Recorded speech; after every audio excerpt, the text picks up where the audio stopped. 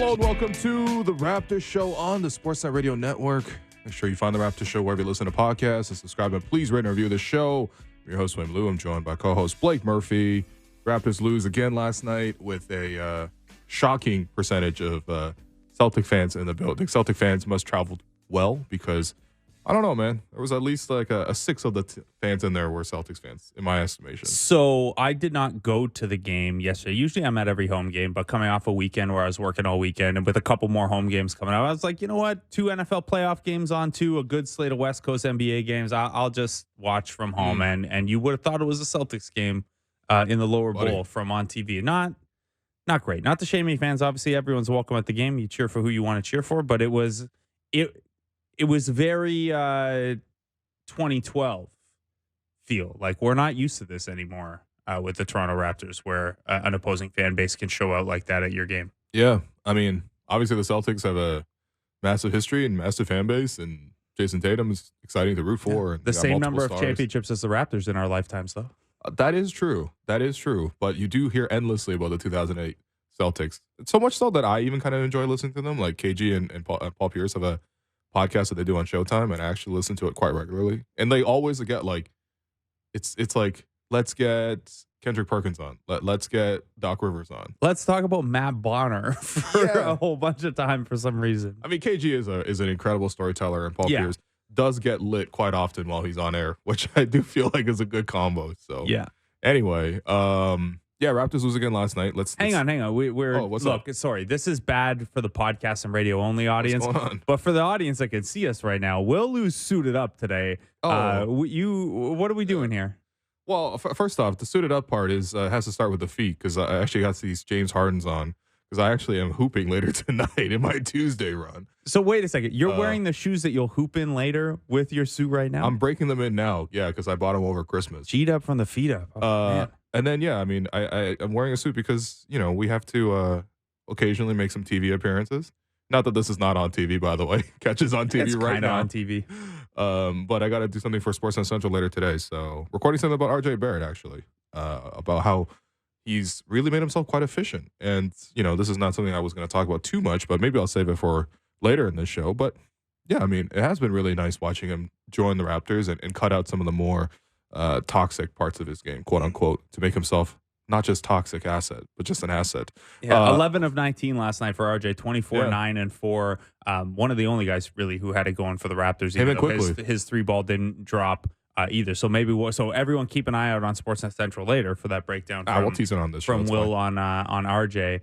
But yeah, man. So the Raptors lose last night, 105-96, and RJ's a bright spot in it, but there were actually bright spots, but it's hard when you end up losing by 9 and you have the worst shooting night in franchise history to focus on the bright spots. But despite shooting 4 of 32, 12.5%, the Raptors were in this game until late with the Boston Celtics, who, yes, were down Jaylen Brown, but they're also really, really good. Probably the best team in the NBA so far this season through 40 games here.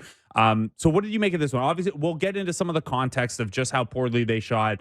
We can have a laugh at some of the other poor shooting nights that they've had. This is something that literally it was only the 17th time in NBA history a team has shot that poorly on threes on that volume of threes. So that is killing me, Blake. You're killing me. We need a Dwayne Casey drop of make or miss league, Doug, but that's part of it. But the Raptors were in this game. So where did you land coming out of this one in terms of either disappointment that they couldn't take one off the Celtics when they were so close, encouragement that they actually played a good defensive game against the Celtics? Where did I did not listen to the post-game pod last night. Where did you land on how those things kind of come out in the wash? Honestly, I would like to give them credit for playing better defense against the Celtics. Holding to 105 is a good number. But it always felt to me watching that game like the Celtics were in control the entire way, and they would ramp their level up according to what the Raptors were doing. Like, it just had that kind of feel. Like, there were so many guys in the Celtics who can score for them. Tatum has an off night, and the Raptors did do a good job of running second defenders at him. Scotty did a good job guarding him one-on-one as well. She shoots 7 of 19 for 19 points. Ordinarily, that'd be enough to beat a Celtics team. But then they also have Kristaps Porzingis, who goes to the foul line like 6 straight times to end the first half because the Raptors just can't cope with him having the ball in the middle of the floor, in the middle of the paint. Drew Holiday decides that he's a power forward, but also that he can shoot pull-up threes. And he has some contributions in the fourth quarter. Derek White even though he wasn't great going downhill, he just seems to be an amazing shooter these days, 5 of 11 from 3. And they got all this secondary scoring that it almost doesn't even matter. And again, like the Raptors were in this game and they were chasing, and a couple of plays here or there might have flipped some momentum. I don't even know. To be honest, it just looked like two very different classes of teams to me. But what did you see from the game? Yeah, I felt similarly, and this was a night. It's worth pointing out too that you talk about the secondary scoring, and it's balanced around the starting five there. They really didn't get much from the bench. This is a Boston Celtics bench that usually gives them some punch. Sam Hauser did hit a 3, but otherwise was not super notable. He did have 5 rebounds in 16 minutes. But like O'Shea came in, gave them a little burst of energy. Yeah. But that's basically it. Luke Cornett didn't play particularly well. Peyton Pritchard, I thought, was awful. And still, the Celtics won the bench minutes very significantly. Now, for the Raptors, you're out Gary Trent. You're out Jakob Poeltl, which shoots Jonte Porter into the starting lineup. You don't have all your weapons there. But I do think it was notable. Jaylen Brown's out, so Boston loses their top bench piece in Al Horford because he has to join the starting lineup. The bench guys don't shoot a lot, and certainly, Peyton Pritchard almost shot them out of those bench minutes, and still they win those minutes really significantly. So that stood out. I think, when you look at what the starting lineups accomplished, you knew Boston could turn it on, but it also really helped keep things close that in those transitions, like if you're going to upset a team that's better than you, those are usually the minutes you're going to do it in, right? It's like, Sam Hauser, Luke Cornett, Peyton Pritchard are on the floor. This has got to be a big Chris Boucher game, or Dennis is going to take over for a little bit. I actually thought Dennis was solid last night, but fine. McDaniels gave them next to nothing again. Boucher didn't really have a very good game. Thad Young worked really, really well as a passer, but he looked so much better when he was stepping in with those starters when Jonte kind of played his way out of that game. So the Raptors couldn't even match there, and that's tough, but this is a Celtics team that's really, really good. So in terms of, you mentioned Porzingis kind of gave it to them for a little bit at the end of the first half. Quiet game overall for Porzingis. And a bit of a surprise to me with Jaylen Brown out that they started Al Horford. They went bigger. I thought with what the Raptors do well and don't do well, I thought that Boston might, drop a Sam Hauser type into the starting lineup, keep Horford with the bench, really space the Raptors out. They instead went big. The Raptors started Jonte Porter. What did you make of how the Raptors handled the Horford-Porzingis of this? And I realize it's maybe a little odd to focus on two guys who only combined for 25 points and 7 turnovers, but it was a little different look than we're expecting, and one without Jakob Poeltl that the Raptors really aren't well equipped to take to handle, really. Yeah, I thought they gave the Raptors some huge problems defensively. Like when you look back at Pascal shooting 5 of 15 or Scotty shooting 5 of 12, like a lot of their 8 combined on threes too. They really did turn them into jump shooters. Which, I mean, realistically, this season between Pascal and Scotty, the two of them making 8 threes is not even that much above their season averages. But I think for me, it was, they couldn't score over top of Horford and Porzingis' length. I think that Pascal actually, weirdly enough, has success when he goes against Derek White. He can even score over Drew Holiday. You got and ones against Holiday and Derek White at certain points in this game. But for Pascal, he had a slow start to this game, and a lot of it was, Al Horford contesting, and Horford's really good at contesting your shot without fouling you, making you shoot high over the top of his length. And, it's just not easy for Pascal to sort of get his offense against these bigger players. And then Scotty, I felt like, it was a bit of a different mix. When he had it, there were certain moments where it was like eye-opening. Like, wow, he's going one-on-one against Jason Tatum, and he sets him up and he spins the other way and gets in for a layup. If you can score on the 6th best Celtic, Jason Tatum. Oh, man. We used to be able to do slander pods. We used to be a proper podcast, I suppose. But, there's also the moment late in the fourth quarter where he's against Kristaps Porzingis one-on-one on the baseline. And not only does he blow past Porzingis, he bodies him and then gets himself that space to get separation. But also over the balance of the game, it felt like, okay, there wasn't actually that much scoring intent or involvement from Scotty. So to me, I thought that, look, overall, I think Boston's rim protection was just really good. And that's the main reason why the Raptors, only scored 96 points. That and the fact that the Raptors couldn't shoot from 3 either. It's a bad combo, but still, they did a good job, the two of them. So we'll touch on the threes in just a second here. And I keep teasing these awful stats, mostly because I don't want to get to them because they're really depressing. It's like a thread. Yeah, we will talk about 4 for 32. But you kind of teed it up there. So Scotty ends this game 10 points on 16 used possessions. And we've talked, you and I, about how the usage rate isn't really the only thing to keep an eye on with Scotty because he gets involved in so many other ways. only had 2 assists in this one. Had a couple of those hockey assists, I think, where play Scotty made 1 or 2 passes down the line led to a bucket. But really not a heavy involvement. And even Pascal, used 19 possessions, only 17 points. So between those guys, you're talking about only 27 points and 6 assists and not particularly efficient.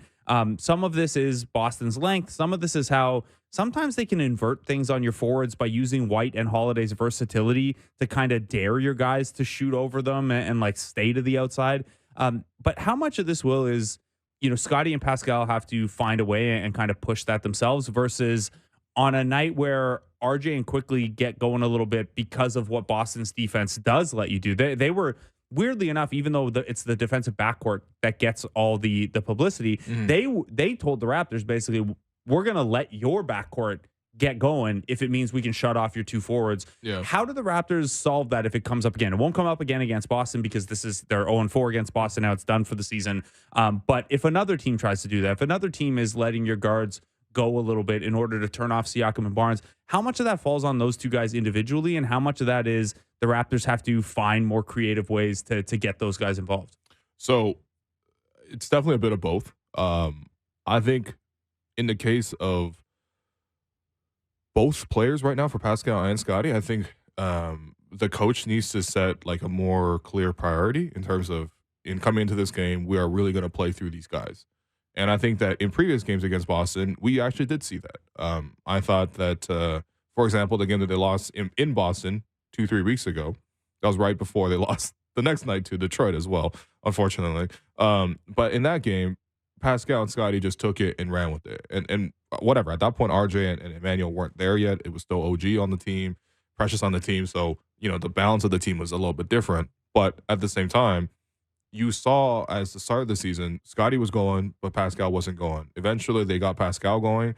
They started, and Scotty was also, playing at a high level, and you saw more and more of an emphasis on getting them those touches in the positions that they can score. Since the trade, I feel like the offense is more balanced out, which I don't have an issue with, especially because the offense has been flowing. However, when it gets tough, and eventually it will get tough, whether it's like you see a really good team like the Celtics, or you are get into a play-in position, which honestly the Raptors are out of right now, which is super sad. But maybe they get into a play-in position and they got to take the game super seriously. In those type of games, I really would like to see them prioritize as much as possible to get it to their forwards, mostly because you feed the forwards and they get double-teamed or whatever, they can then make the extra pass out. They're both really willing passers. And so, yeah, I think in this case, you probably just needed to set a more clear hierarchy. The other thing, too, is just like, look, the Celtics are also pretty difficult to score on in the paint regardless, especially when they start their 2 centers. That's where your 3-point shooter just has to come through for you. Like the Raptors shooting 4-32, like you're basically going to lose against any opponent if you do that. So it's a bit of both. And then I do think on Scotty's part, because he does handle the ball a lot more. Like I feel like Pascal has the ball in positions to score, but doesn't handle it as much. Scotty runs a lot of the offense for you. Like it's also up to him. Sometimes I'm just like, you can call your own number in those positions. Like I don't think anybody would come on the program or go in the post game, or his teammates will be upset if like Scotty runs with it. Like Darko said in his infamous rant, he's going to be the face of this league. Masai has said it, both. Scotty Barnes. Yeah, there you go. Masai has also talked about it in his press conferences, or when he does, the TV hits on Giants of Africa night, for example, or even the most recent open gym clip. We're going to build around Scotty. So whatever Scotty wants to take in any scenario, we're kind of cool with it. Like we'll live with an over-aggressive version of Scotty. I just feel like he hasn't really looked for his shot as much in a game like last night. And again, you could always have this debate, because I know this is going to become one of those things where it's like, you're blaming Scotty or this and that. No, I just think that like he has ultimate green light, ultimate permission to take whatever shots. It's also one of the biggest challenges that you're going to want to track and watch him learn as he emerges as a star. Is like, these are the things guys have to figure out. It's not a criticism to say, hey, you weren't crazy aggressive. You were trying to make the right reads, try to keep your teammates involved, trying to take what the defense gave you. Like, it's not a criticism. It's just part of learning to be a star in the league is finding out when that's the right approach and when it's like, damn, we need a bucket. We're 4 for 32 on threes. You want to pivot there now? Yeah, well, I mean, what's there to say? I've got lots to say. All right, go ahead. So the Raptors shot 4 for 32 on threes last night. That is a whopping 12.5%. It is, as I mentioned earlier, only the 17th time in NBA history that a team has shot that poorly on that volume of threes. A couple teams have tied it. Only one of those teams has ever won a game, and it was the Rockets era Harden, or the Harden era Rockets rather, where he had like a 40-point game and everyone he kicked it out to missed everything. The Rockets also shot 72% on twos in that game. Okay. So that's how they beat the Pelicans. A lot of pancakes with Pancake Mamba. Yes. Yeah. So teams, like 1-25 when they shoot close to this bad on this percentage. Now, you might have watched that game and been like, 4 for 32. Is that the worst Raptors shooting game? I seem to remember one against Miami the other year where it was unwatchably bad. And you're right. That did happen in 2019, 2020, before the pandemic set in, actually. So this is when the Raptors were still... This actually caused the pandemic. Yeah. This is the game. We found it got so cold that bacteria could travel too easy. I don't know the science behind that. But the Raptors had shot 6 of 42 against Miami. Yeah, I remember that game. They lost that game 84-76. Yeah.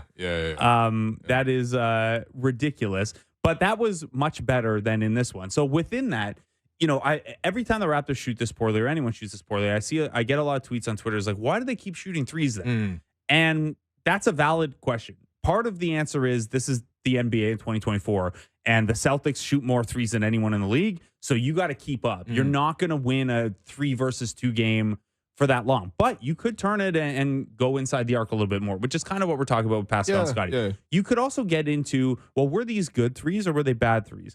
The Raptors shot more corner threes last night than almost any team has taken the entire NBA this year. Yeah. I thought they were good looks. They were good looks from good spots. They went 1 for 17 in the corners. Yeah. See, like an average game should be like 7 of 17. Maybe for the Raptors, an average game 7 of 17. The average game for the Celtics could be like 9 of 17. Yeah. From the corners. So if you shoot even, we're not even talking about the difference in this game is bad shooting to good shooting. It's bad shooting to like okay shooting. So they went 1 for 17 in the corners. 22 of their threes were classified as wide open by NBA.com. So this is another thing. Are you taking good threes? Well, if they're all contested looks, and sure, the Raptors went 0 for 10 when their threes were at least semi-contested. But that means they also went 4 for 22 on wide open threes, which is still just 18%. Now, this is a night where they didn't have Gary Trent Jr. They didn't have Yak, who is not a 3-point shooter, but he helps you manipulate space with the pick and roll. Would love to see Yak take a one-handed 3 in this kind of game. He might have been their best bet here. No Otto Porter, no Grady Dick in this one. Man, what do you... I guess there's nothing to say about it other than they won't shoot that badly again because it's never happened. They do own 3 of the worst 3-point shooting performances in the entire NBA this year. But I guess my natural question, and we'll talk about this more tomorrow, is are the Celtics going to play zone 100% of possessions tomorrow? Or not the Celtics, the Heat rather? Honestly, probably. Like, first off, the zone's going to be good because it's going to take Pascal and Scotty out of their regular rhythm in terms of, their ability to get downhill. Pascal, I think, in particular. And then, once you break that up, like the Raptors are inconsistent from the outside. Like it's just something that has been the case for this team for a long time. It's gotten worse and worse the less and less they've had shooters. Since the trade, they've actually been pretty decent from 3 these last 2 games, notwithstanding against Utah. And actually, even the Utah game, they hit a lot of threes. Never mind. So basically just this one, they couldn't hit threes. I do think that, obviously Quickly coming in is a really, really good shooter. Unfortunately, he was also 2 of 7 last night. RJ has done well shooting threes with the Raptors, although he went 0-4 last night. But I think he might still be over 40% as a Raptor. Pascal's been red hot recently, and then he goes 0 for 6, and some of the looks don't even look particularly close on some of those. They also had a wide open Thad Young in the corner at one point, and I don't know, man. It's not like Thad Young is like a noted corner specialist, but still, like, he slingshotted that thing like straight over the rim. It was a wild air ball. It was also like we don't have tracking data that's this specific. We don't have the Hawkeye system yet. Yeah, it might have been the most open a corner three's been in the entire NBA this year, maybe in NBA history. Yeah, they were like, man, just let that hit this 3, and he shot like a Chris Bassett curveball. Wow. Shout out to Chris Bassett. Deep cut. But I mean, this is just part of the makeup of the team. They can come into a game and they can lose for the simple fact that Derek White made more threes than their whole entire team. Okay, so I want to do 2 quick pieces of trivia for you before we talk to Jake Fisher of Yahoo Sports. And we'll come back to some of the more specific stuff from this game throughout the show as well. And the question of will they ever win in the Atlantic Division. I'm loving this one. Yep. So the Raptors Heat game from 2019-2020 when they lost 84-76. Yeah, I remember that game. Totally remember that game. So I remember I wrote about it for The Athletic, and I did such a good breakdown of how good Miami's zone was and why the Raptors struggled with stuff. Might have been my least read article in the history of my time at The Athletic because nobody wanted to talk about that game or read about that game. So they shot 32 threes in that one. Kyle went 2 for 12. Fred went 1 for 11. OG went 2 for 5. Can you come up with the rest of the, what are we looking at here? 1 for 14. 1 for 14. Okay, so Pascal probably missed one. Pascal was out this game. Oh, he was out this game. Yeah. Okay, interesting. Pascal's out. They probably had Serge miss one. He missed 4. Missed 4. Was Mark healthy? He was not. Mark was not healthy. Pascal was not healthy. So there was a...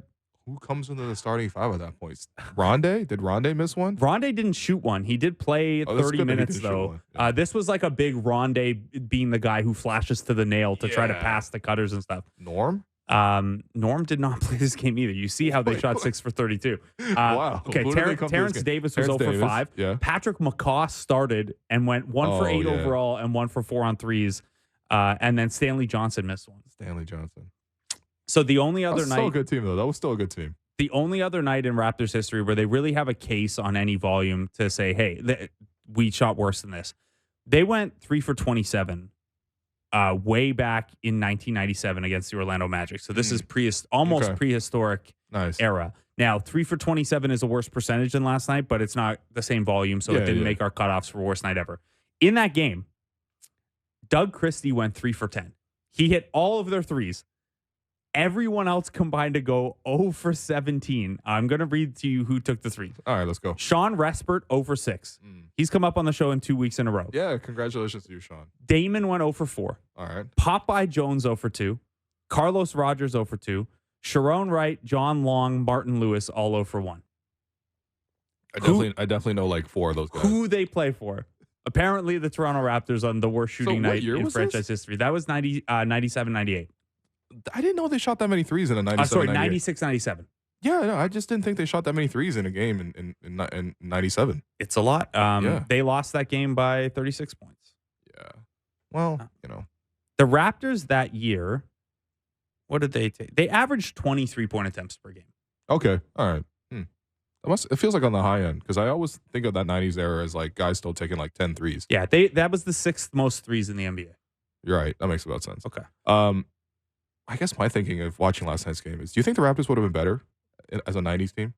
This exact Raptors team. Oh, Vision 6-9 in general that's 90s basketball. Like you would be able to play more physical defensively. Yeah. The fewer teams are taking threes, and if you take them, they're wide open. You're working more your pick and pop stuff for like 18-footers. Yeah. Like the last 2.5 years of Raptors basketball was much better suited for. I was gonna say, like you put this version of the Raptors into that 90s era, then Pascal's taking like 10 mid-range pull-ups a game and making 4 and making the All-Star game off of that. Jakob has stands if he's playing in the 90s. Jakob give me a solid 10 and 10 every night.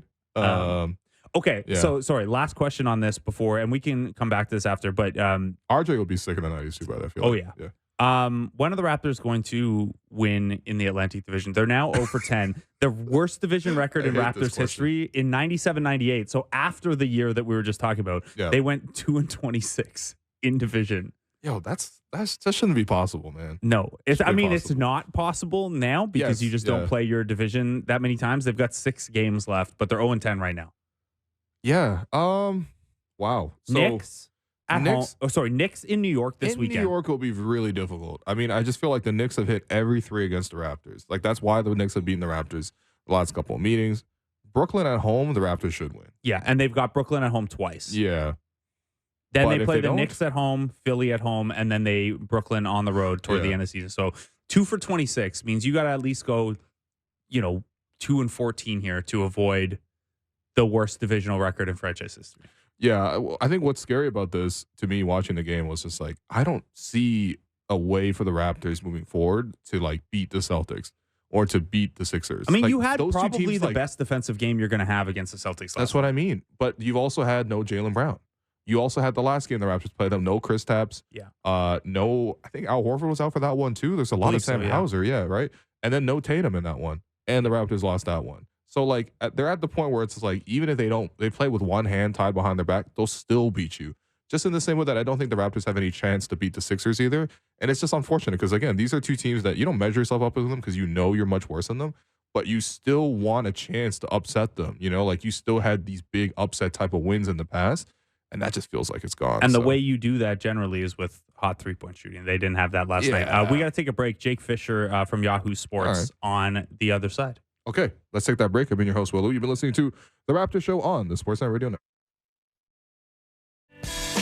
Welcome back to the Raptors Show on the Sportsnet Radio Network. I'm Blake Murphy alongside William Liu. A little earlier today, we spoke with Jake Fischer, senior NBA reporter at Yahoo Sports. Here is that interview. Joined now by Jake Fischer, senior NBA reporter at Yahoo Sports, author of Built to Lose, How the NBA's Tanking Era Changed the League Forever. Excellent, excellent book. Before we get into that, though, Jake, got to say, man, welcome, first of all. Second, sorry about your birds last night. Yeah, I was debating which hat to put on before we recorded, and the Kelly Green one over there is going to go away for a little while, unfortunately. Yeah. Unfortunately, shout out to Jason Kelsey though. That's a hell of a career that he's Shout had. out Now Jason he Kelsey. like a recurring character on It's Always Sunny in Philadelphia, which he was Yeah. probably the dream anyway. I saw this great, awful announcing tweet today. That was something to the effect of, like popular podcast host quits day job. So he's gonna have a nice little second chapter, I think. Yeah, that should be good for him. On the basketball side, so obviously we're 3 weeks out from the trade deadline. We'll talk some Raptors stuff, but I did mention off the top, in addition to No Cap Room and all the reporting at Yahoo Sports, you did write Built to Lose, which is a really, really excellent look at the NBA and how kind of tanking, teams bottoming out or not caring about winning to improve their draft stock has been kind of not the story of the last decade or so of the NBA, but a big one. Now that came out in 2021. Are you feeling like, as you see this year play out with like 5 teams, like 4 teams who are historically bad, are you like, damn, I should have waited an extra couple years here? Well, maybe if I waited a couple extra years, my profile's a bit bigger, I wouldn't be trying to sell it 2 years later. So that's probably the bigger concern. But no, I mean, I think the most interesting thing to me was that the time period I covered, which was really 2013 to 2016, like the window there was when all these analytical minded executives like Sam Hinkie and Rob Hennigan and Ryan McDonough and Pete D'Alessandro, the nerds that were coming to crash the basketball lifer fraternity, like that was, I think the strategy came hand in hand with the rise of those types of thinkers around the league. And like we're really not seeing that war anymore, but like the theory and the idea still exists. So I just think it kind of is the fact, to your point, the fact that it's still going on. I think the data and the research that backed up the fact that most of these NBA champions end up having a lot of players who are drafted in the top 5, that it was solid to the point where the strategy persists, even though all those GMs I just mentioned might not ever run a team again. Yeah, it's a tough one, and that's a hard part of the strategy, right? Is like if your strategy is built extremely long term and on, yes, better probabilities, but still low probabilistic outcomes. If it works, you might not be there to enjoy it, like Hinkie in Philadelphia. You wonder, the Spurs are probably fine. Buford can probably take his time now that they've got Wemby, but you do wonder, with Weaver in Detroit, he gets Cade through the lottery win, and now they're kind of in this place again. How long does he get to see it out? So we are looking at a year where Detroit, Washington, San Antonio, Charlotte are all historically bad. Some of them historically bad by record and losing streaks, some by point differential. What do you think, or not even what do you think, in reporting out this book and writing it, what is the league's take on this? Like, obviously, they probably don't love that winning is devalued in certain parts of the standings, but do they just kind of accept it as that's a necessary part of having competitive, 20 competitive teams at the top? Or are they kind of always in the mode of trying to find ways to curb this? From a numerical standpoint, there's just going to be a team that wins 20 games every year. That's how the cookie is going to crumble and the pie is going to get cut. Like there's just never going to be a league where every single team is 41 and 41. That's just not really possible. And I think the league has kind of accepted that. They just don't want it to be a national talking point of how it's embarrassing. But I really was thinking about the difference between the Pistons streak when it was appointment viewing and everyone on Twitter was tuning in and kind of even like rooting for the Pistons to win and not break that record. Like it wasn't a black eye on the league as opposed to when the Sixers were compiling loss after loss. It was being considered this like affront to morals and competition and sportsmanship and like all of mankind.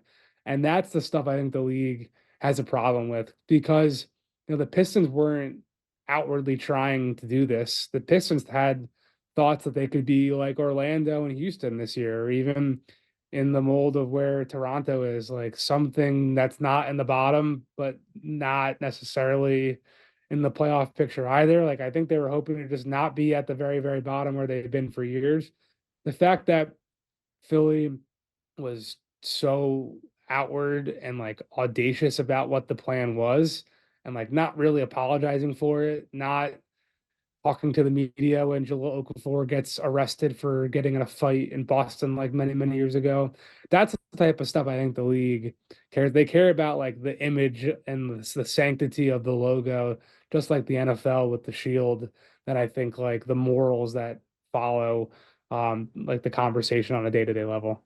Yeah, the NBA wants more Rob Lowe's out there wearing just the NFL hat. They want NBA fans doing that. So you mentioned that Detroit had kind of hoped this year to be maybe in Toronto's tier of you're not disgustingly bad, but you're just kind of bad. And the Raptors didn't really want to be there either. I think they thought they could be, a 500 team. Obviously, that hasn't turned out this way. The Raptors actually right now in the standings are in the exact same spot they were in the Tampa tank season when they ended up getting some lottery fortune and jumping up to get Scotty Barnes. Now they don't have their own pick this year. They only get it if it's in the top 6. So even if you bottom out, you're not catching those teams that we talked about. You are still only, like best case scenario, 2/3 chance to keep your pick. You're probably better off just conveying it unless you jump to like 1 or 2 in the lottery. So the Raptors are in this weird spot where maybe we didn't expect them to be here. They jumped the market early. One of the rare holiday season trades. We almost never get trades in December in the NBA. They trade OG Anunoby for Emmanuel Quickley and RJ Barrett in a 5-player deal. Now, we've had enough time for this to settle in. OG's obviously been great for the Knicks. The Raptors haven't been great, but RJ and Quickley look like good fits. Before we kind of look forward, in your conversations with people around the league, what was the response to that trade? Were people a little surprised it happened early, that the Raptors were able to get a Quickley type for OG Anunoby? What were kind of the reverberations there?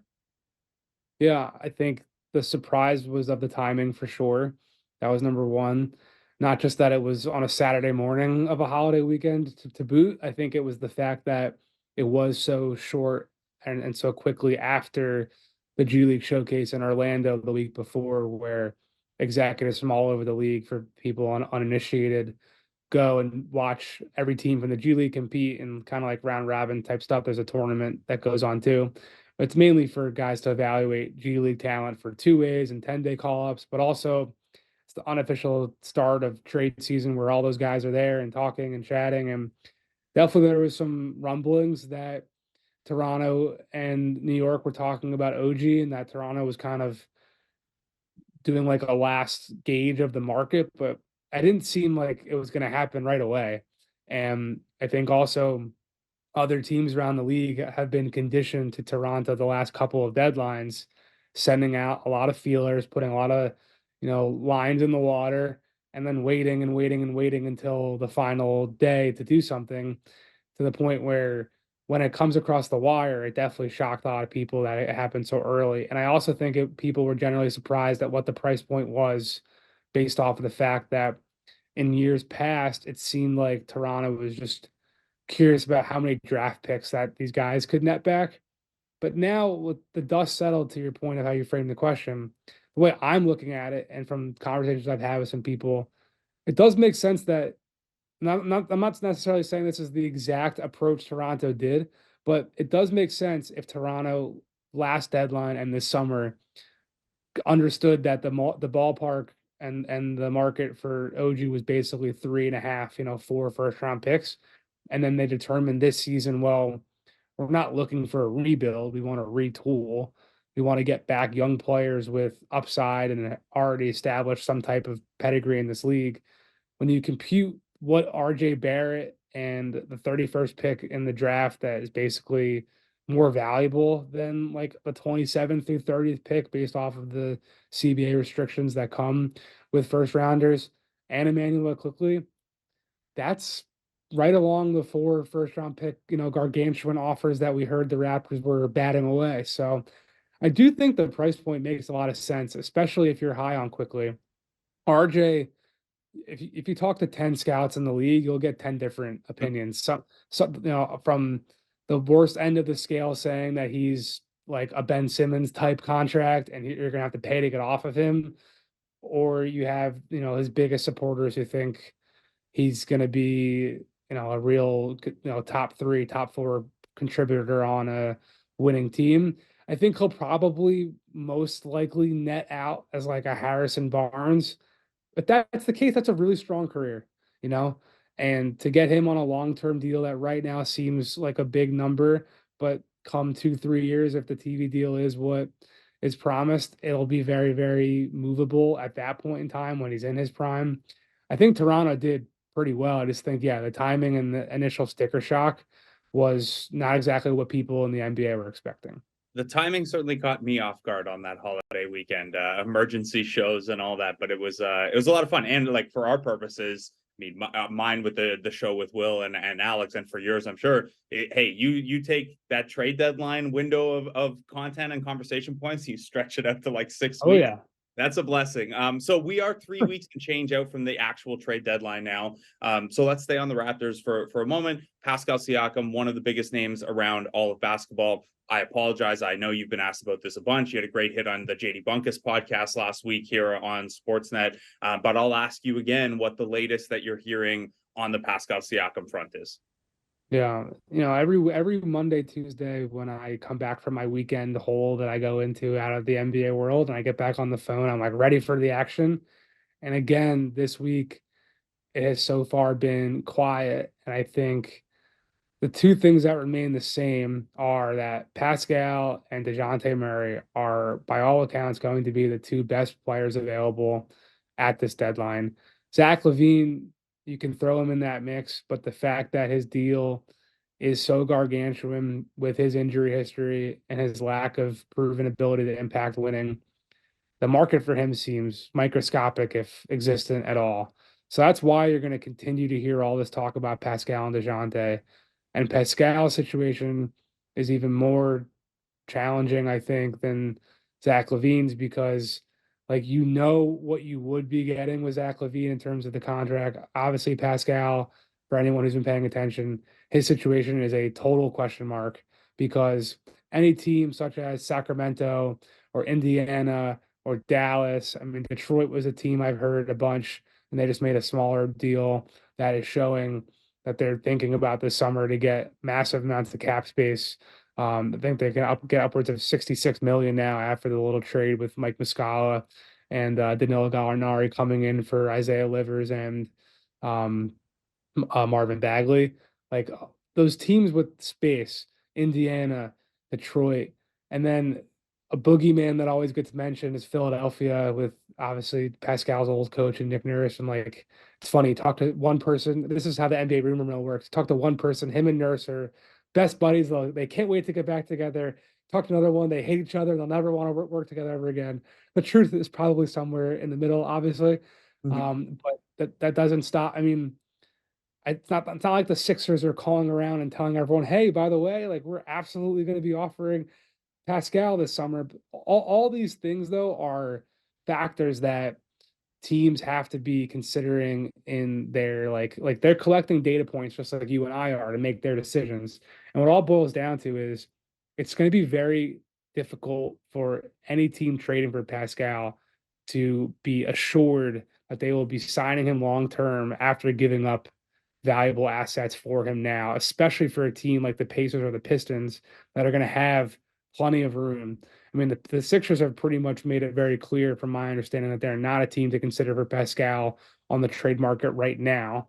So that's another one that you could say, like, all right, well, take another bidder in theory that's not going to be willing to furnish Toronto with an Emmanuel quickly RJ Barrett type return. So at this point, I am skeptical that teams are going to be willing to give that type of value back to Toronto that clearly the Raptors are looking at, just with the fear that it'll be a 4-month rental. And to me, it seems like right now it's going to be a matter of Toronto determining what's their lowest threshold that they're willing to move him for at the end of the day, more than anything else. Yeah, and we've heard, the package kicked around of Harrison Barnes, Kevin Herter, and Davion Mitchell, maybe with a pick in there. And if that's not enough, who knows? Maybe they circle back to it on February 8th. And I think part of the thinking here with why this is dragged on and why we get so many weeks of, well, he won't sign here. Well, hold up. Maybe they're in, maybe they're out. Is that, yeah, the OG thing, it was fun that it jumped the timeline, but usually this is the time of year for all this posturing. Things don't happen yet. So there's obviously some time here for teams to still posture. I guess my only question out of that, because I mean, what you're saying makes sense. It falls in line with the collective bargaining agreement and what we know about how teams operate within the cap, where we missed the window for Pascal to be able to extend with a team on a contract that he would actually sign. He can only do this tiny extension that he's probably not going to be interested in. And there are bird rights, which matter if you're a team getting Pascal that's already over the cap. But if you're a cap space team that thinks you could just sign him in the offseason, that, like, why would you give up it? If you're Indy, why would you put your Jarris Walker on the table if you think you don't have to in the summer? I get the other point of this is when we're talking about Toronto's lowest threshold, I wonder how much you believe or how much people around the league seem to believe that, if we're talking about what Toronto's threshold is, it's not trade Pascal for the best possible deal or lose him for nothing. There is also this possibility that the Raptors kind of continue to put out there that we could also just extend him or re-sign him. Mm. And the re-signing in the offseason, I don't know what my appetite would be for them after that's the game they played with Fred VanVleet and thought, well, bird rights, sign and trade as a last ditch effort. And then he walks away for nothing. It could be really tough to run that back a second summer in a row. But what is the league set? Like, does the league seem to feel the Raptors are bluffing with that option to go back and extend Pascal, given how this relationship has been handled the last little bit? Or do people think that that's, a legitimate option the Raptors could pivot to on February 9th, say? Yeah. No, I think, look, if it's February 9th, even before that, if it's February 8th at 2 p.m. Eastern time, and the Raptors don't have anything that they think is actually moving the needle for them as a franchise, it's going to be like borderline irresponsible for them not to try to do that, from everything you just said about trying to not recreate the missteps with Fred VanVleet a year ago. And if we look at this objectively and look at this from like a 360, degree, 300-foot view, whatever, if the Raptors gave Pascal without any hesitancy this 4-year max extension that he could have signed this summer, I don't think we're even having this conversation to Nope. begin with. So if they were to put that on the table right now, I don't know what the total number is, but I think without a doubt, from a camp and a side of the equation with Pascal's, crew, let's say, like, I think they have to have that conversation. They have to be willing to listen and be amenable for it too, because it does seem like money and long-term money is the driving priority for Pascal's camp at this point. With like OG, I do think he wanted to find a position on a team that is absolutely in a winning type environment where he could continue to prove his value and earn from that realm of the marketplace, being that he's more of a player that gets rewarded when you're in a winning environment than just like has the flashy lead ball handling type stuff that someone like Pascal can really point to. I mean, Pascal can have a 2-week stretch where he looks like an all-star in the snap of his fingers, and all of a sudden people are like, oh shit. I don't think OG Anunoby like is that type of impending free agent that like getting to a place now that makes sense, I think was always a more realistic outcome because he is more plug and play too. Like with Pascal, I do think that the fit makes it more of a challenge from a team side and also more of a challenge for him to get that money. And that money does seem to be, like I've been saying, like that does seem to be the ruling factor in all of their decision making. Jake, we could go around the NBA, but I don't want to take up too much of your time. Before we let you go, though, you had a great piece last week at Yahoo Sports on Dennis Schröder, how Dennis Schröder evolved into a steadying force for the unsettled Raptors. There's been obviously a change in role for Dennis Schröder, going from being the MVP of the World Cup to just the starter with the Raptors, now to a key bench piece for the Raptors. I know that in reading that, I got the sense that you kind of had the idea of this story and started piecing it together back when you were covering the World Cup on the ground. What have you learned about Dennis Schröder from World Cup to now and kind of reporting that piece out?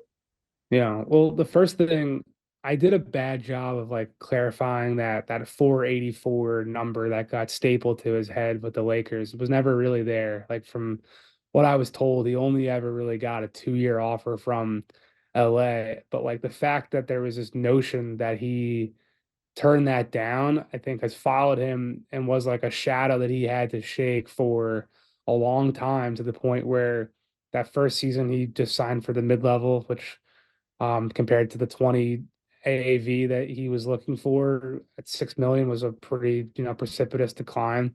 And the year after that, in Boston, he gets traded to Houston. He's a minimum player when he's with Germany at Eurobasket last summer, not this past one, to where, he finally gets with the Lakers and figures it all out, helps them to the Western Conference Finals. It was so cool to see him in Manila on that Gold Cup floor, or gold medal floor of the World Cup, where his teammates like fully like rode behind him. It doesn't matter if Franz Wagner is like this top, rising all-star type prospect in Orlando. Like that whole team rallied behind Dennis. He was their lifeblood and their heartbeat. And I just saw like a dad with his kids celebrating on the floor, which, is a pretty standard image when you see the confetti falling on a TV broadcast. But like for him to be there, when go back to his Atlanta days, he was kind of like cast as this like brooding, unsatisfied teenager, like all this stuff, to be leading up to where he is this kind of elder statesman that Darko Rajakovic, I don't want to say handpicked, but like definitely really valued him in particular to come in to help be some type of culture starter in his first year with Toronto. It really is like a remarkable rise and kind of 360 of a character arc for a player to be at. So I wanted to highlight it, and it was, I think, validating for my thought of the story, but also just like for the goodness of people to just like have had a nice conversation with him at his locker after a Nets game in November, and he just was very nice and chatty and wanted to have a good conversation with me. He's on the Raptors show with me and Will Lou every week. He's actually on right after you today. So There you go. we'll end it here with some nice thoughts on Dennis Schröder. Jake Fischer, Built to Lose, Yahoo Sports, the No Cap Pod. Keep up all the great work, man. Thanks for taking the time out. Thank you so much, Blake. All right, that was Blake Murphy's interview with Jake Fischer. Appreciate Jake Fischer for coming on the program. You know what? Because we have to head to a break. We will discuss a lot of what he said, because there's a lot of interesting takeaways, and we'll get to those in segment 4. What he talked about Pascal and Philadelphia is the boogeyman. I mean, Philadelphia is the boogeyman. I really don't want to see him ever end up there. But I also thought it was interesting because we're going to get Dennis on the program after this break. It's interesting that he did bring up the fact that $84 million figure was never actually on the table, but it did follow him around. Like that number was just he got clowned for it. Yeah.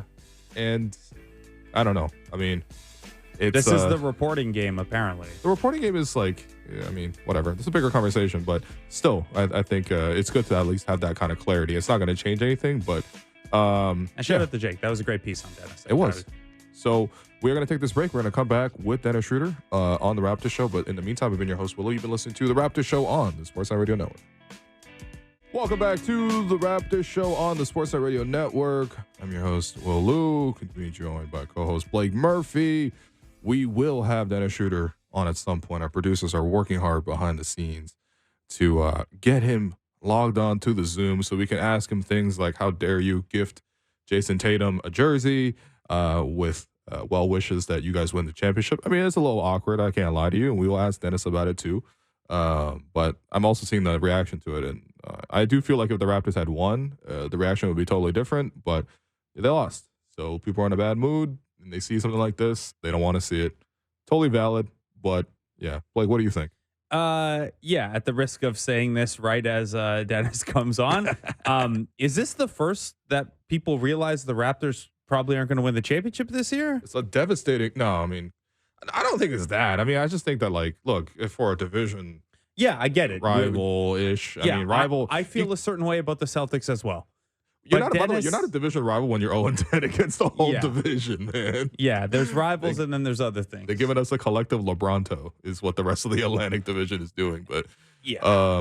yeah, I mean, I did notice before the game, at one point Tatum came out and I think he might have had headphones on or something, but Dennis went over to him and he was like, "Yo, what's up, big time?" He's like, "Oh, you got new shoes on? Like, you got your own signature shoes. You can't talk to me." But no, they did chop it up quite a bit before the game as well. So I mean, I think they're just close. That's all. Like he's had a lot of former teammates who will go on to be like all-stars, and I actually wanted to do that with Dennis as well. Just get him to. First off, I don't know if he'll go for it, but at least maybe just even use that as a chance to talk about some of the former teammates he's had. Because if he were to draft just a former, like a roster of 5 players that he would play with, of his former teammates, it's quite an impressive list. Like obviously LeBron will be on that list, but a lot of other guys, like Shea's not guaranteed to be on that list. You know what I mean? Nah, like Shea's on that list. Chris Paul, Russell Westbrook. I mean, I don't know, man. I don't know. I mean, look, I would have him on that list. There's right MVPs now, he would and be. Hall of Famers on that list. Still, Shea's cooler to play with. Fair enough, but we'll get to that. But Also, I guess the question would then be in your hypothetical here: Mhm. is Dennis in the lineup? Because then there's there's no Shea Sorry, or Chris Dennis. Paul or Russell Westbrook. I've benched you on your own on your own team once again. He could be a really good 6 man for these guys. Yeah.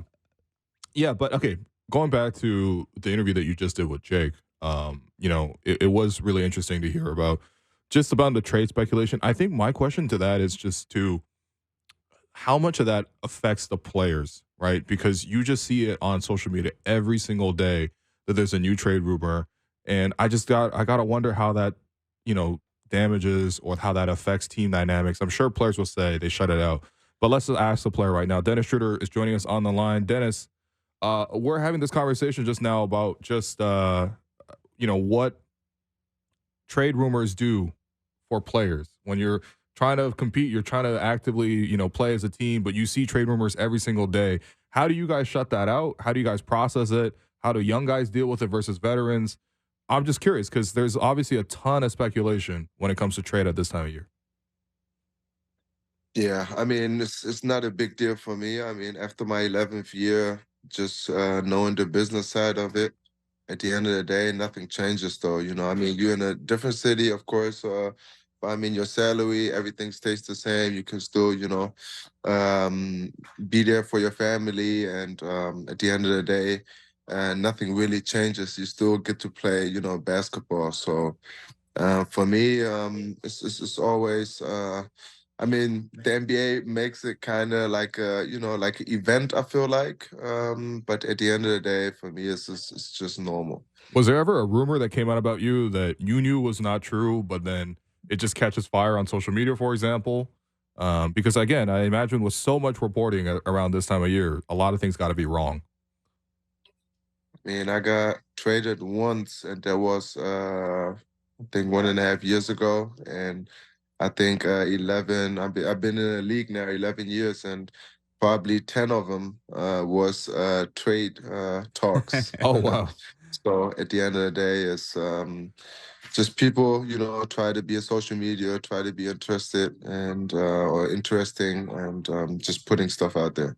I guess it's going to be different for every person. And I wonder how much you as a vet, if this stuff comes up with your current team, but do you also take it as or do guys take it as a compliment? Like, hey, there are a bunch of teams out there that would want me on their team. Obviously, I think everyone would probably like to stay where they are and win with the group that they're with. But does any part of you in years past be like, yeah, all these winning teams want me on their team? Of course they do.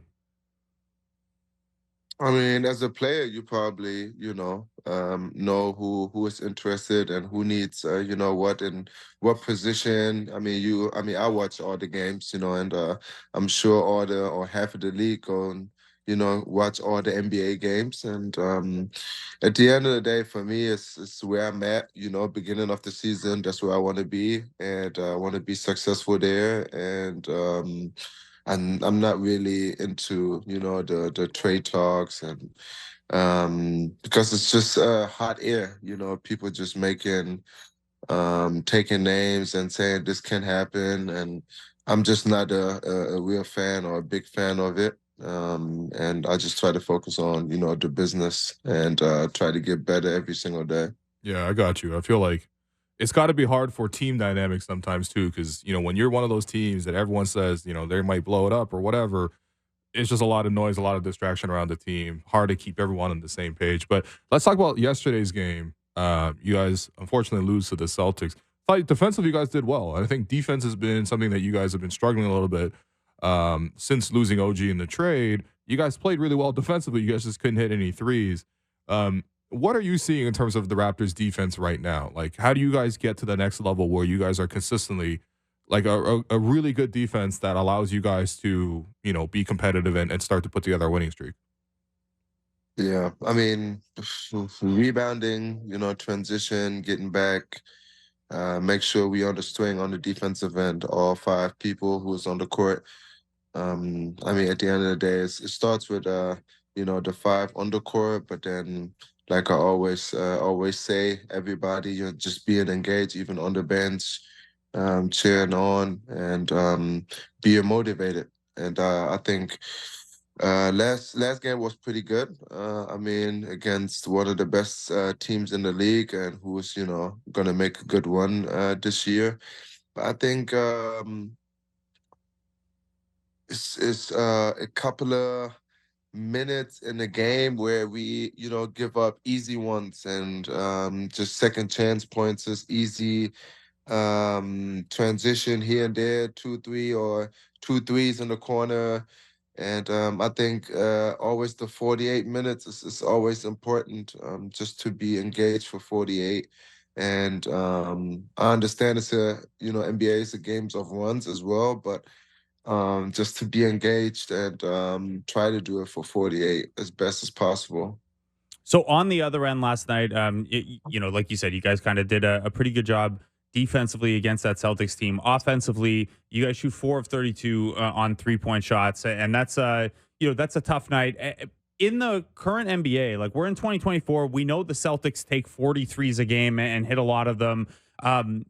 What is that like when the team is kind of cold? Like, is the mentality just you got to keep shooting them if they're good shots? Do you start to think, well, I got to get inside the arc a little bit more? How do you guys approach that when the shots aren't falling? I mean, for me, it's always the same. Me as a player, when I'm open, of course, I'm a shooter. I'm working on it every single day. Can't control if they go in or not. I mean, but at the end of the day, I'm just being aggressive. I like to go to the rim and find a balance of the game, and I fill out the game as well. And I mean, last night was a really, really big struggle for us shooting threes, but I think it was all great threes. Nothing was forced. There was all wide open. And I mean, we just gotta, be better and keep shooting them, keep trusting it, trusting our work, be confident in our shots. But I think we still could have won the game. Always tough, when you miss a lot of threes. But at the end of the day, we had a couple of possessions where we didn't, we gave them free ones. And I think it was close at the end. I think we came within 3 or 6. And there's still a, 1 or 2 possession game. And if you box out and they're not, getting a second chance points for a wide open 3, that's the stuff we can control. We can control if the 3 go in, but I think we can control that we play defense and get a stop, and that's what we gotta head our head on. We just gotta make sure we on the defensive end we locked in and we getting stops and can win ball games with our defense.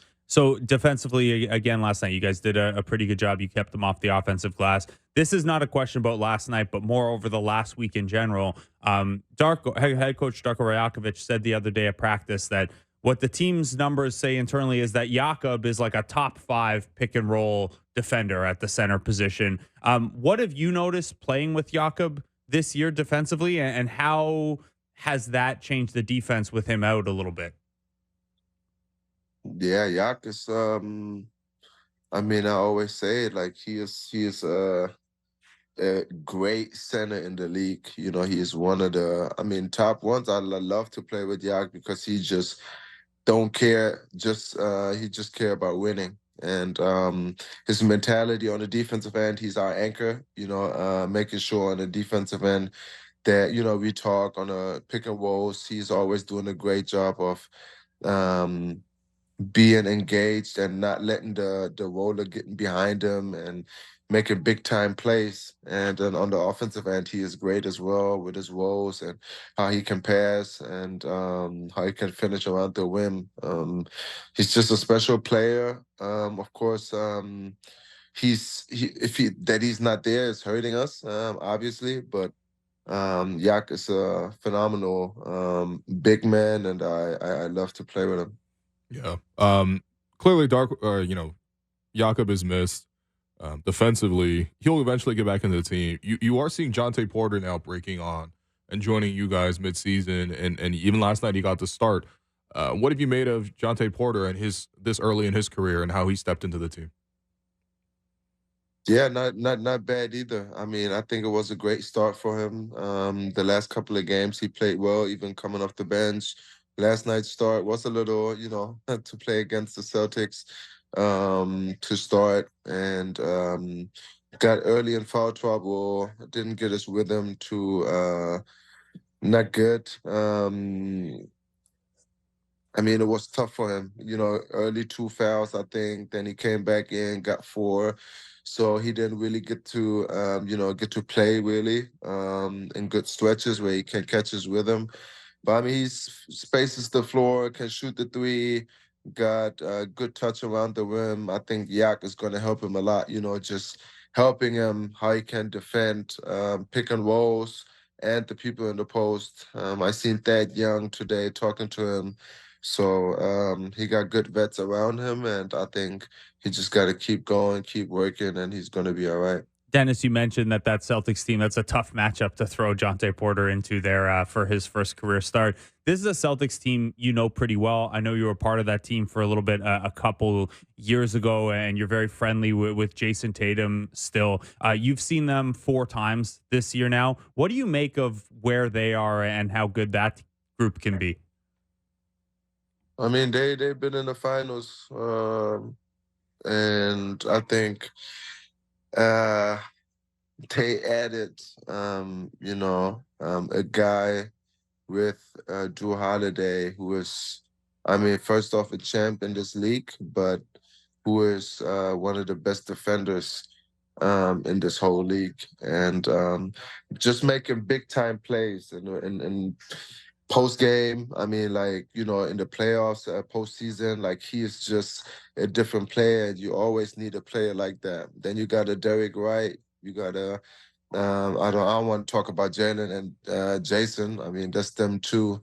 Then you added a KP, Porzingis. So they really, really, really dangerous. Everybody who is on the floor can shoot. Even Cornette when he comes in, I mean, he's not really known as a shooter. I remember his early years in Chicago, like he spaced the floor, but he don't really need to do that. He just, making sure he contesting shots, catching alley-oops, playing the right way. I mean, they got a hell of a group over there, and I'm a big fan. I was a big fan when I was in Boston of Joe Mazzulla, how he is as a coach. He was assistant coach back then, but me and him talked a lot. I didn't like what he did in Boston though with that challenge, but I really, really respect him, and I told him that it's nothing but love, and I'm wishing, that they, going all the way, and of course, if we play against them, we want to beat them. But just being realistic, I think they got a really good chance to play there on top.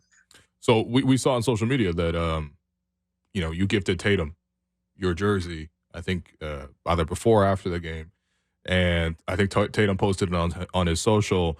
There's already been a lot of reaction to this. I think from a lot of Raptor fans thinking about, wait, hold on, you're wishing for them to win the championship. But I think from your sentiments, it's you have an attachment to that group because you played with them previously, and I do think that this kind of speaks to just the closeness of the NBA as a whole. But what do you think of that reaction from fans when they were like, wait, why are you rooting for another team to win the chip? I didn't see that. Like I said, social media is just people who just they have nothing to do and just comment on stuff. At the end of the day, basketball is not everything to me. I got a family, I got kids. Of course, I'm always competitive when I get on the floor. I want to win every single game. It don't matter who we play, and I'm the biggest competitor out there. And I just want to win games. At the end of the day, though, I know. Of course, we want to make the playoffs, and I want to compete on the highest level. But at the end of the day, you still gotta, wish all your people who you played with before, wish them good luck. And I'm always a fan of being supportive to everybody who I love. And I think if everybody would be like that, the world would be in a better place anyway. But I'm just, supportive to everyone who I played with and who I got a lot of respect for. And to put that on a jersey, I think it means a lot for him. He did the same thing too, signed his jersey, sent it to me. Yeah, I'm just a lot of respect for him and for the group.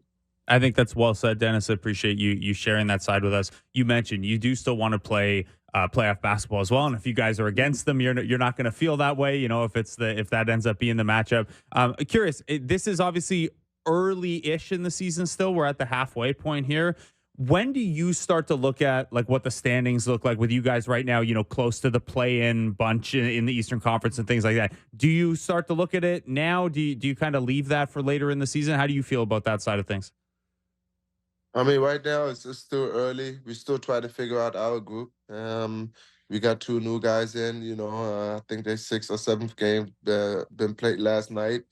Um, I mean, for me, it's always like I said. I want to play in the postseason. And in the postseason, everything can happen. Anything can happen. Last year, we got in the play-in, won the first game against the Timberwolves. I was with the Lakers last year and made it to the Western Conference Finals. So at the end of the day, for me, it's always I want to be in the playoffs. I want to be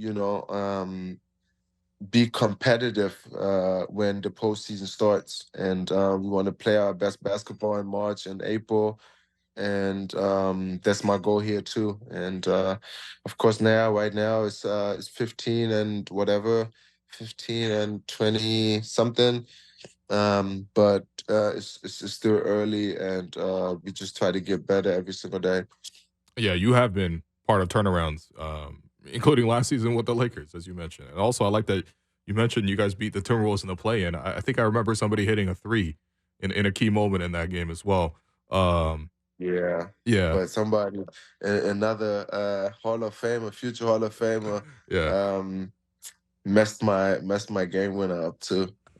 I yeah. can't remember who it was. Yeah. He might have had a unibrow. Anyway, speaking of former teammates, and it's just like, you know, you've talked about it. You've played with a lot of really good players in the past, and I think next time we get you on the show, we actually want to just go through, all of these great teammates you played against, like or played with: Chris Paul, Shea, Westbrook, Paul George, Jaylen Brown, LeBron, Tatum, AD, Al Horford, Paul Millsap, Dwight Howard. There's just like a long, long list. I'm sure I'm just leaving a lot of guys out too. But my point is that you've seen a lot of superstars and you've been around a lot of superstars in your time. When you're looking at Scottie in this run, and going back to last week when Darko won on his post game rant against the Lakers, he slipped in there that he was like, Scotty's going to be one of the faces of this league.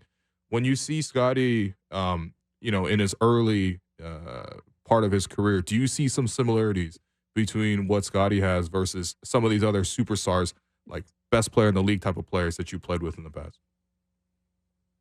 I mean, he's still 22. We can't forget that, When I was with Boston and I seen Jason Tatum, he was pretty young as well. Mhm. And I just came from the Lakers, and I gave him a lot of knowledge. And I think that's the reason why he really appreciates me. And I want to do the same for Scotty, because I just seen so many people. I mean, one of the best players who played this game, and I've been around them every single day and see what they do on and off the court. And Scotty, he's just a winner. Like, he wants to win, and he do everything, whatever it takes to win a game, and he gonna give it his all. And I think he is in a good spot where organization wanna like put him in the right situation, right position, and I think he needs a lot of, not assistance, but just people who can, push him forward. And he's doing a great job even this year. It's not showing right now, and we're not, winning on a high level. But I think when we get our stuff together, it's gonna be great, and it's gonna be shown. But coach wasn't lying when he said he is one of the future faces of this league. I think he can be for sure 3, 4, 5. It's gonna, because we got so many talented guys in this league, who's gonna be the faces of this league. But he is for sure one of them. Yeah. Well, Dennis, I appreciate you giving us a lot of your time. And, I also, what? Last question.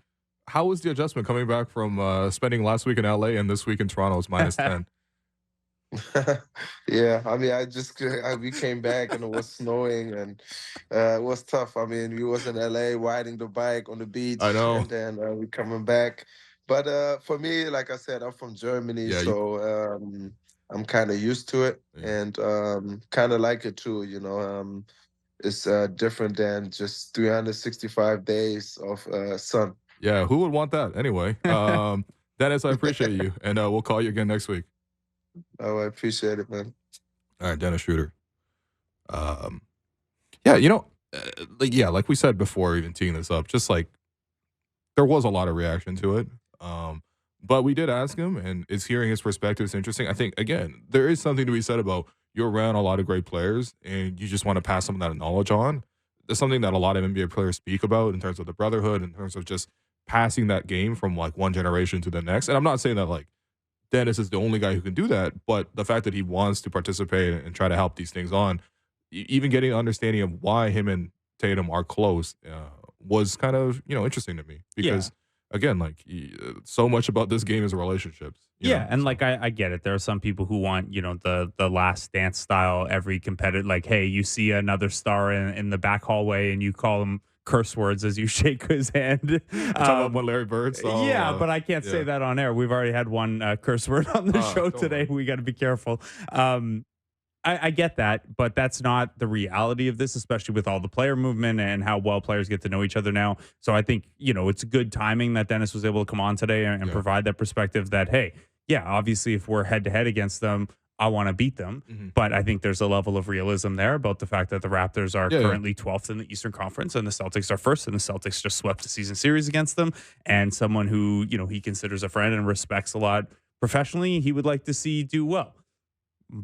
Maybe just Jason Tatum doesn't put that quote on the visible part of social media in the future. He even said it on the interview with us, though. Yeah, I know. It's fans are going to react how they want to react, and I understand that part of it. But I really do think it's just like Dennis laid it out. It's a relationship thing and a wanting your people to succeed kind of thing. We also talked to Dennis about Scotty Barnes being an all-star. Yeah, which brings us to an ad read that is in the rundown that I somehow not read until this point. Ad read. It's a giveaway. It's a giveaway. You're right. It's for you guys, not for me this time.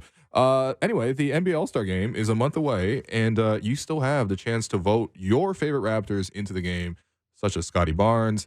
Send him to Indianapolis. Vote today, and remember that on Friday, January 19th, so this Friday, your vote will count 3 times. So make sure you head to NBA.com or NBA app to cast your vote. To celebrate All-Star voting, we are giving away a signed Scotty Barnes jersey. Not the one behind Blake. That's not the one. There's a different one.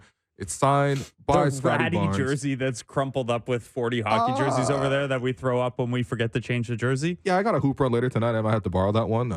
Sorry in advance to work.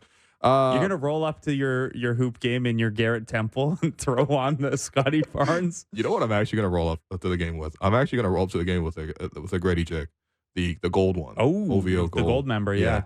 Anyway, sorry for the giveaway. To enter for a chance to win said signed Scotty Barnes jersey, text today's code word Scotty to 590-590. Again, today's code word is Scotty. Text us in to 590-590 right now to enter for your chance to win a signed Scotty Barnes jersey. Welcome back to the Raptors show on the Sportsnet Radio Network. I'm your host, William Lou, joined by co-host Blake Murphy for segment 4. We're going to go around the NBA in just a bit, but I did want to take a little bit of time to follow up on some of the things that Jake had said, because I was listening to the interview that you guys had pre-recorded.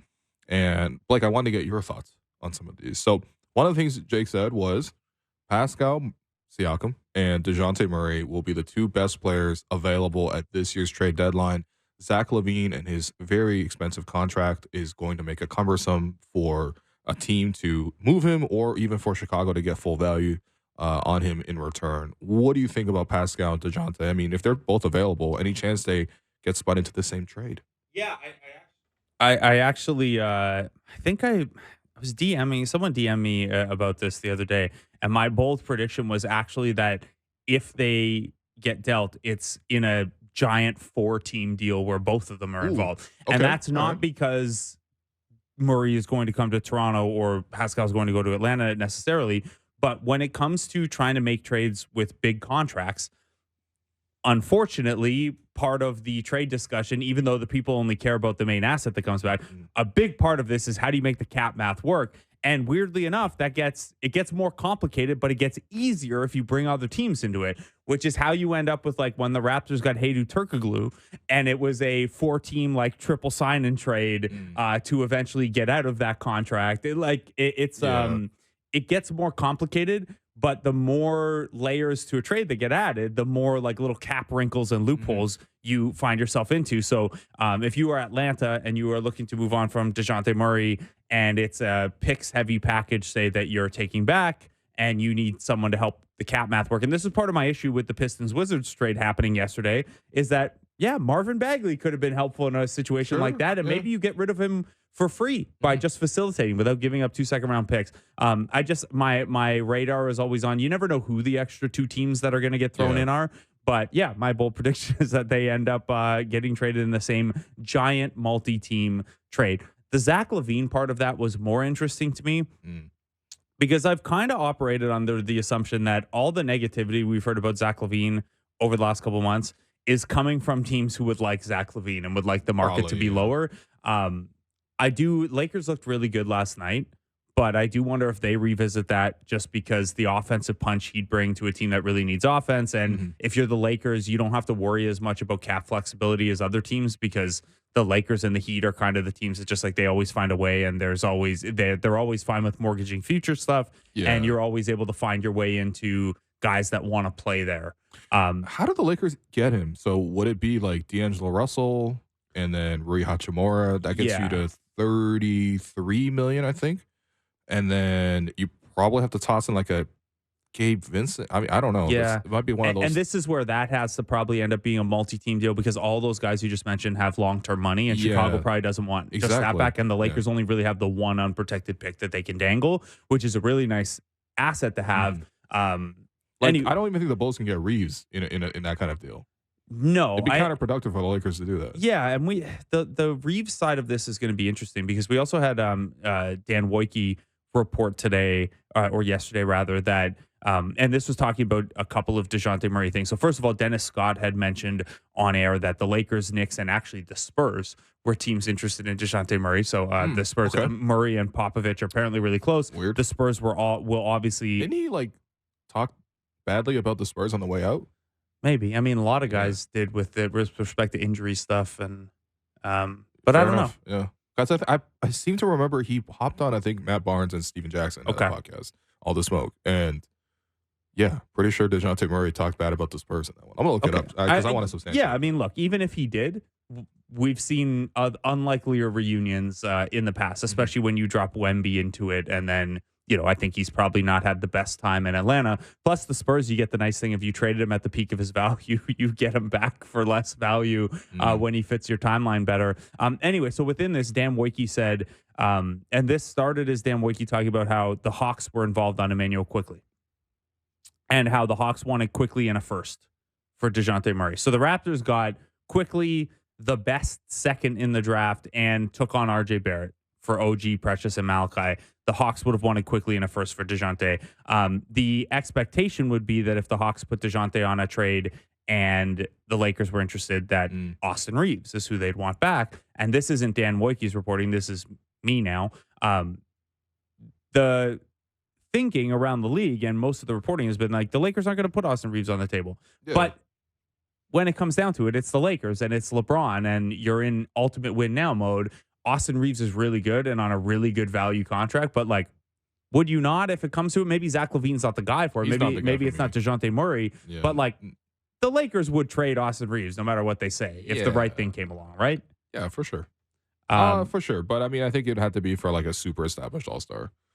Like a level even above Zach LaVine. At which point, I don't even know if you can make a trade happen. Yeah, I don't know if there's a level. Like, obviously, Zach LaVine is certainly the biggest name star that we're talking about here. You could argue that Pascal and or DeJounte are better than him at this point. That kind of depends how much you weigh different styles of offense versus defense and things like that.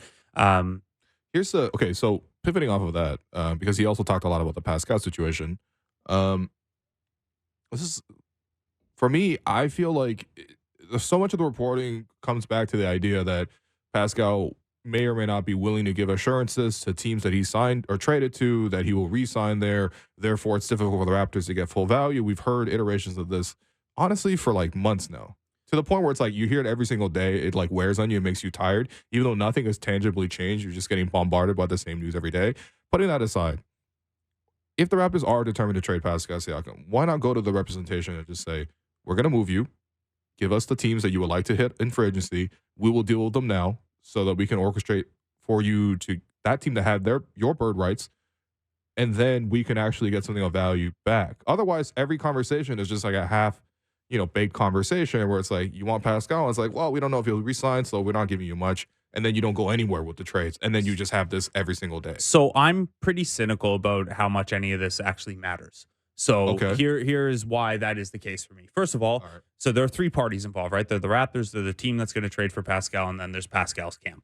Well, if I'm the Raptors and you ultimately reach the decision that you're going to trade him and not re-sign him, as much as you don't want to do the player dirty, you have an obligation to get the best return you possibly can.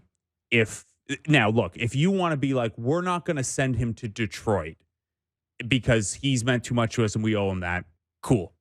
If you are deciding between a Kings offer and a Mavericks offer and you like the Mavericks offer better, but Pascal would slightly prefer to be with the Kings, I don't think you can really weigh that all that much. So that's the Raptor side of it. If I'm Pascal's camp, so that's the second side, I could tell you who I would prefer to go to, or who I might intend to re-sign with. But none of the teams acquiring me can sign me to an extension right now that I'm going to sign. So no matter what, I'm going for agency.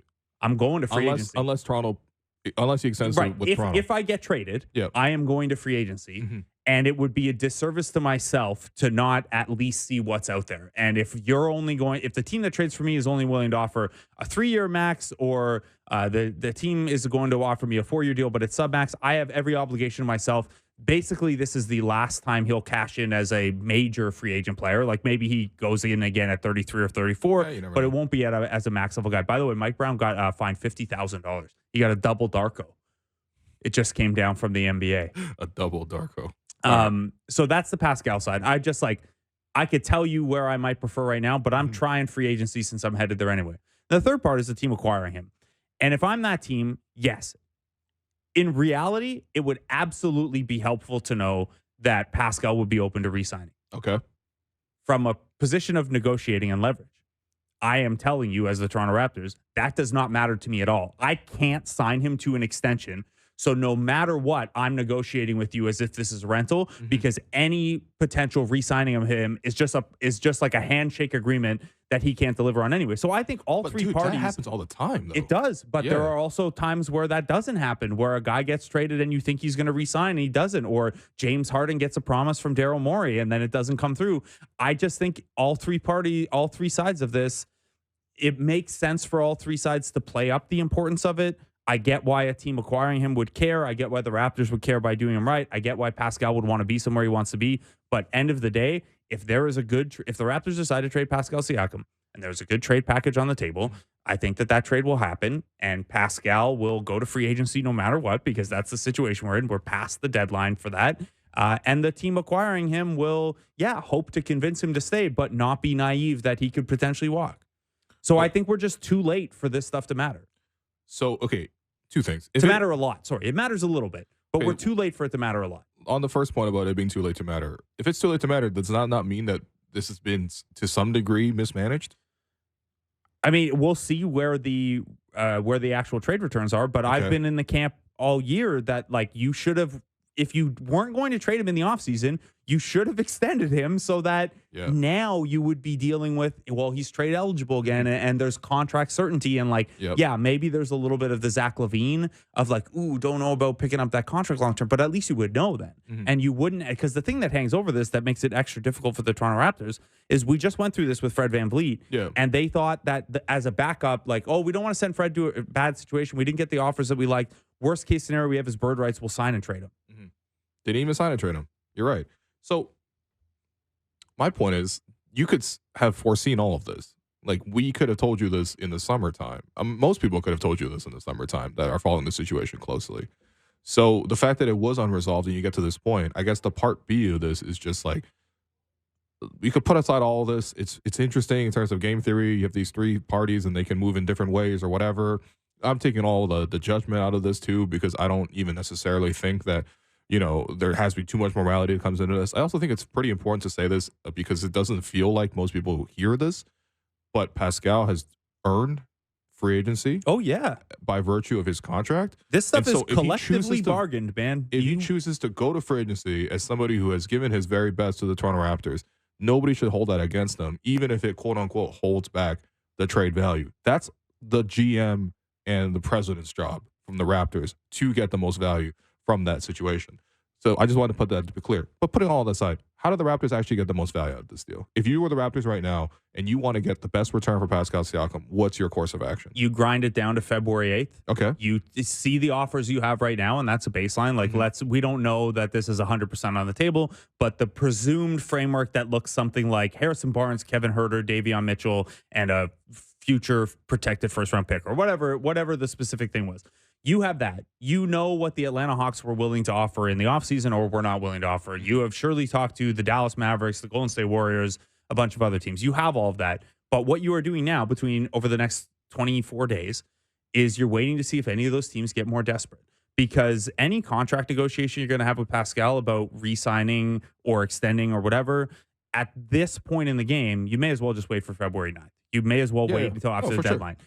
So you are sitting here and you are waiting for another team to be desperate. You're still canvassing the league and seeing what happens.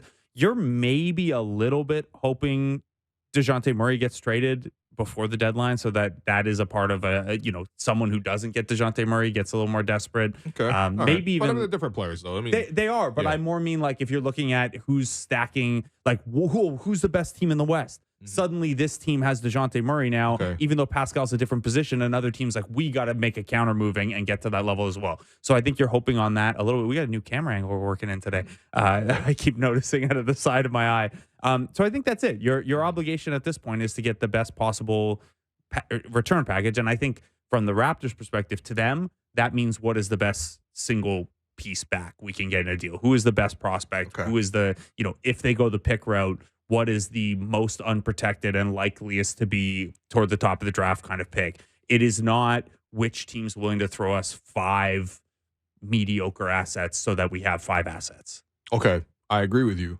I'm not looking to see, 4 quarters for $1 kind of situation. Right, like you're not going back to the Kings with that framework that we just mentioned and be like, throw in Keon Ellis. Yeah, exactly. Like, even if you like Keon Ellis, that's not the point. The point is turn Davion Mitchell and Kevin Huerter into Keegan Murray, or we're not talking. And that's not going to happen. But those are the kind of things that you're trying to make happen between now and the 8th. Out of all these, like, quote unquote untouchable, because it is funny, every team is lining up to say who's untouchable. Austin Reeves, untouchable. Taylor Horton Tucker, untouchable. Yeah, out of all these quote unquote untouchables, is there one that you would like to see the most come back in this potential? I mean, I think it's trade? probably Keegan Murray at this point. Like, if you had asked me in the summer, it was Jalen Johnson from the Hawks, but I actually believe he's untouchable from the Hawks. I think now. he's untouchable, man. Yeah, he's closing games. He's making every single play for the He's offense. like getting 7 assists and a half now. Like, he almost had a 5x5 in the first really half good, the man. other day. Yeah, he's really good.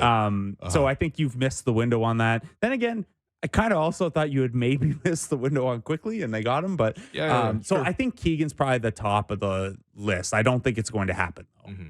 I also think the Hawks losing so much, I think, probably pushes them in a different direction. It should, but I've thought the Hawks were bad for years, and they disagree. So, like, you know what you could get for Bogdan Bogdanović at the trade deadline right now?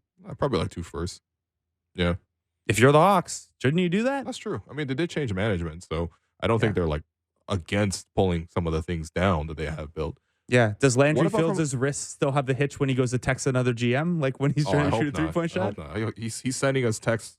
He's negotiating through his PS Vita Actually, do have from his, back in the day. We'll see if he'll come on post deadline. Yeah. Just hit up Landry. Yeah. For me, in terms of that most valuable like piece, it's not. I don't think that like Mathurin is a better prospect than Keegan.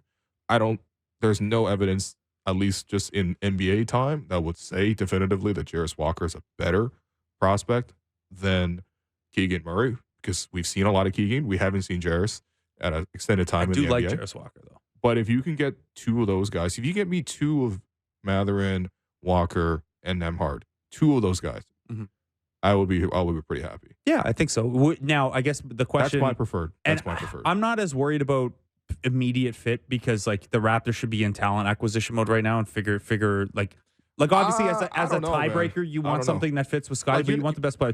You're not trying to bring another power forward who doesn't shoot very well. Right. So what I was going to ask though is say the Pacers are like, yeah, we'll give you 2 of those. It's Nembhard and Mathurin, and you just picked up Quickly and Barrett. Yeah. Is that a little too guard heavy for you, or where do you land on the positional spread? Walker, I think, is clean. Like you can play him. Yeah. I also think Walker, for example, it's funny when the Pacers mentioned is untouchable. I mean, who knows? Maybe he is truly untouchable. But you're about to acquire the all-star player who would play in that position for the bulk of the minutes for a guy who's not actively contributing to your rotation right now.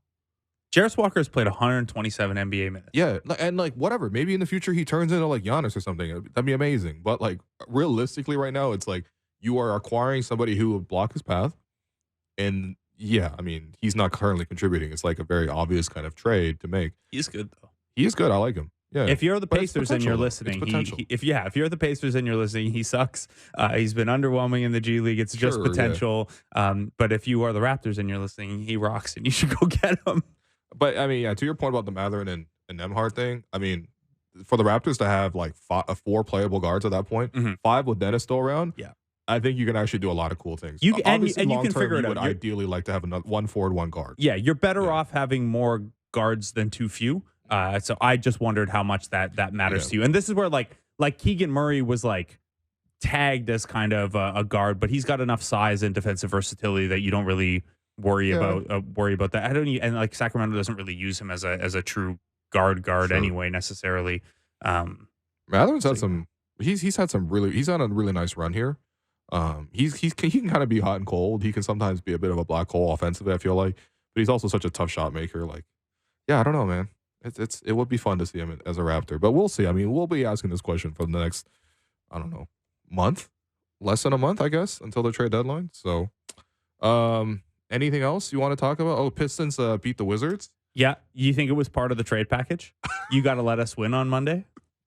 Oh, that's what a sad game. Do you think they just dropped the players off as part of the you know what? We'll consummate this trade once we come to your town for the game. None of them played. So I don't know. Completely inconsequential, man. Yeah. I guess so. We got pretty caught up in the rooting for the Pistons to break the streak kind of thing, and part of that was like you didn't Not against want the Raptors. you didn't want it to happen against the Raptors and things like that. Are you now like the difference between like the 31st and the 33rd pick isn't that dramatic or whatever, but like it's getting pretty tight at the bottom of the standings. You firmly like the Pistons got to finish dead last. The Raptors get 31. Absolutely. I want to see a team finish with like 9 wins on the season, which I believe is what the Pistons are. The Pistons are on pace for less. Well, you can't get a fraction of a win, but they're closer to on pace for 8 wins than 9 wins. Okay, there you go. And then the Spurs and Wizards are both on pace for 14 wins, and the Hornets are on pace for 17. The Spurs is funny too because it's like I feel like if they just played Victor 35 minutes instead of 25 minutes, they would get so much better instantly because he just takes over things, man. Like I was watching like the fourth quarter of it. They were trying to make a comeback against the Hawks last night, and whatever, they were down big, so they couldn't make the whole comeback. But like when Victor just turns it on the fourth quarter, it's terrifying. And I just feel like, yeah, I mean, he's only playing like 20 couple minutes right now because his minutes are capped. Like it's got to be so frustrating because in those 20 minutes, he's about as productive as anybody in the league right now, which is kind of nuts to say. Yeah. Okay. Last one for me from last night. There's a loaded slate tonight, by the way, if Jokic and Embiid play.